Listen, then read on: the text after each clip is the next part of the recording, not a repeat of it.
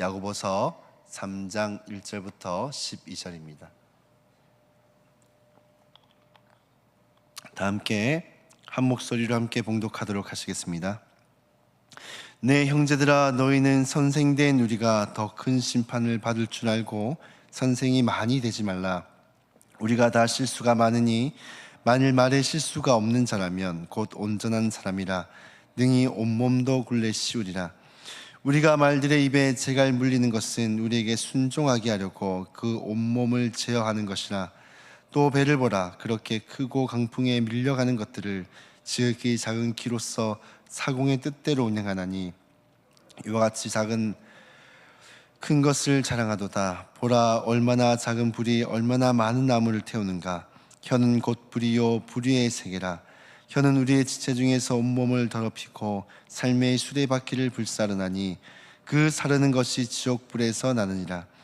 여러 종류의 짐승과 새와 벌레와 바다의 생물은 다 사람이 길들일 수 있고 길들여 왔거니와 혀는 능히 길들일 사람이 없나니 쉬지 아니하는 악이요 죽이는 독이 가득한 것이라.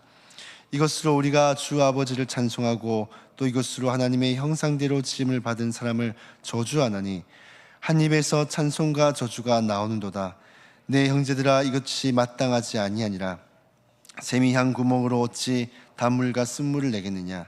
내 형제들아, 어찌 무화과 나무가 감람 열매를 포도나무가 무화과를 맺겠느냐.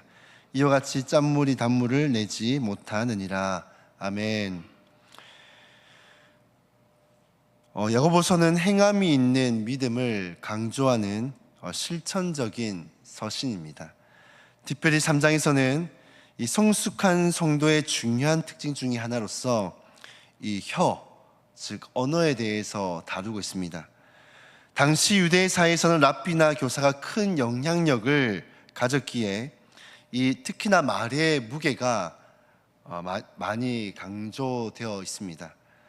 그래서 1절에 보시면은 야고보는 많이 선생이 되지 말라라고 권면을 하면서 바로 이어서 혀를 다스리는 문제를 집중적으로 강조를 하고 있습니다.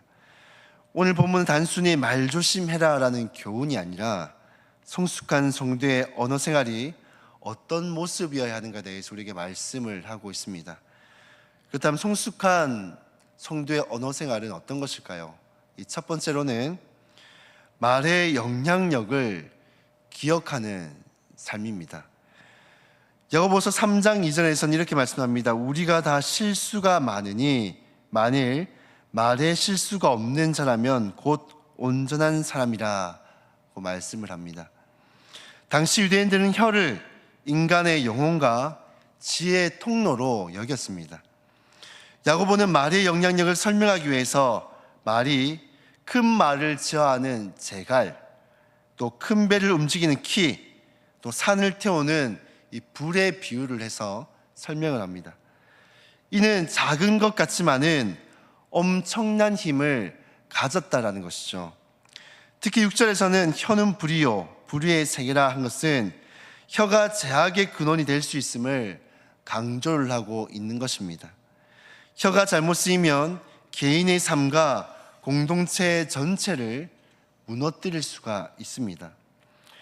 대표적으로 히틀러는 이 성동적인 연설로 사람들을 미혹해서 2차 세계대전을 일으켰습니다. 그로 인해 지구촌을 전체적으로 병들게 하고 아프게 했죠. 반대로 마틴 루터 킹 목사는 I have a dream이라는 연설로 사회를 변화시키는 희망의 불씨가 되어졌습니다. 이처럼 말 한마디가 생명을 죽일 수도 있고 또 살릴 수도 있는 것입니다. 여러분은 가정에서 무심코 내뱉은 말 한마디가 자녀의 평생을 흔들 수도 있습니다. 또 교회에 던진 이 부정적인 말 한마디가 공동체의 화합을 무너뜨릴 수도 있습니다.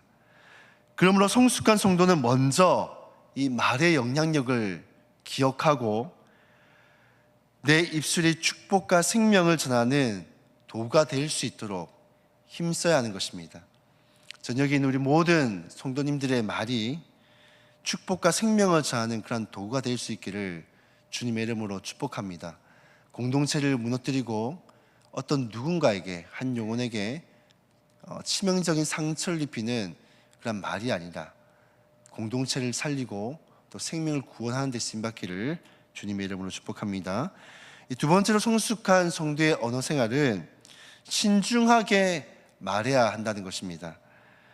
7절 8절에 보시면은 짐승과 새, 파충류와 바다는 인간이 길들일 수 있지만 혀는 능히 길들일 사람이 없다라고 말씀을 하고 있습니다. 이는 단순히 불가능하다라는 뜻이 아니라요, 인간 스스로의 힘으로는 불가능하다라는 의미입니다. 오직 성령의 도우심으로만 혀를 제어할 수 있다라는 것이죠. 죽이는 독이 가득하다라는 이 8절의 표현은 혀가 무분별하게 사용될 때 이 치명적인 상처와 파괴를 일으킨다는 뜻입니다.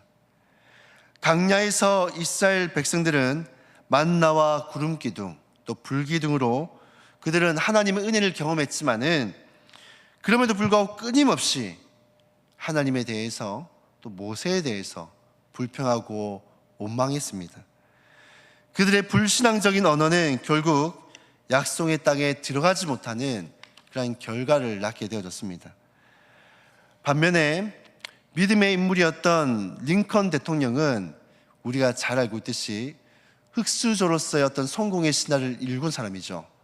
그래서 수많은 기득권층으로부터 계속되는 어떤 비난과 공격들을 받았던 사람이 바로 링컨 대통령이었습니다. 하지만 그럼에도 불구하고 이 링컨 대통령은 자신을 향한 그 비난에 대해서 함부로 대응하지 않았습니다. 그는 신중하게 말을 했고 또 그의 신중한 언어는 후대에 존경을 받는 중요한 요인이 되어졌습니다. 성도 여러분, 감정이 올라올 때 함부로 뱉는 그 말 한마디가 상대방을 죽일 수 있는 독이 될 수가 있습니다. 그래서 성경은 듣기는 속히 하고 말하기는 더디하라 라고 우리에게 권면을 하고 있습니다. 우리가 오늘날은 인터넷이나 휴대폰 등을 사용하면서 문자 메시지나 혹은 댓글 이런 것들을 많이 답니다. 채팅방에 글을 올린다거나 하는데, 저는 우리가 문자 메시지를 한번 보내기 전에 혹은 댓글을 달기 전에 혹은 말이 입술을 떠나기 전에 이 말이, 이 글이, 이 문자 메시지가 하나님 앞에서 합당한가 반드시 점검해 보시고 또 그리고 나서 말 한마디를 또 글을 올리시는 저 여러분들이 다 될 수 있기를 주님의 이름으로 축복합니다. 세 번째로 성숙한 성도의 언어 생활은 일관된 말을 해야 한다는 것입니다. 야고보서는 9절에 보시면 혀로는 하나님을 찬송하면서 동시에 사람을 저주하는 그런 모순적인 모습을 지적을 합니다. 이는 신앙의 불일치를 우리가 입술을 통해서 나타내고 있는 것입니다. 그래서 11절 12절을 보시면 샘이 어찌 단물과 쓴물을 내겠느냐, 무화과 나무가 감람 열매를 맺을 수 있겠느냐라고 합니다. 이 말씀은 자연의 법칙상 불가능한 일을 이 언어 생활을 통해서도 피해야 한다는, 이것을 비유를 들어서 말씀을 하고 있는 것입니다. 즉 성도의 언어는 언제나 일관되게 하나님께 영광을 돌리는 말이어야 한다는 것입니다. 한 예화로 베드로는 예수님을 따르겠다라고 그가 고백을 했지만 두려움 앞에서 3번 예수님을 부인하게 되었습니다. 그의 언어가 일관되지 못했던 것이죠. 그러나 부활하신 주님을 만난 후 성령을 받고 나서 그는 오직 복음을 증거하는 담대한 입술로 변할 수가 있게 되어졌습니다. 우리의 입술은 교회 안과 밖에서 동일할 수 있어야 합니다. 주일에는 찬송을 부르면서 평일에는 거짓말과 욕설을 한다면 그것은 이중적이고 모순된 언어 생활을 하고 있는 것입니다. 그렇기 때문에 우린 집에서도 또 직장에서도 학교에서도 교회에서도 또 혹은 SNS와 또 온라인 공간에서도 동일하게 하나님의 사람답게 우리는 말을 할 수 있어야 합니다. 그것이 바로 성숙한 성도의 언어 생활이라는 것입니다.